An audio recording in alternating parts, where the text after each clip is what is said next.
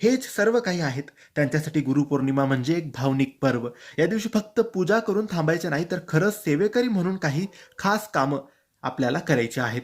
हे कामं केल्याने स्वामी प्रसन्न होतील, तुमच्या इच्छा पूर्ण करतील, तुमच्या सर्व अडचणी, दुःख, दरिद्री, गरिबी स्वामी दूर करतील. म्हणून स्वामींचा दिवस, गुरुपौर्णिमेचा दिवस, खास करून गुरुवारी येणारी ही गुरुपौर्णिमेचा दिवस तुम्ही विसरू नका आणि हे 4 कामं नक्की करा. यातलं पहिलं काम आहे ते म्हणजे तुम्हाला या दिवशी जेवढा जमेल तेवढा ओम श्री स्वामी समर्थाय नमः या मंत्राचा जप करायचा आहे.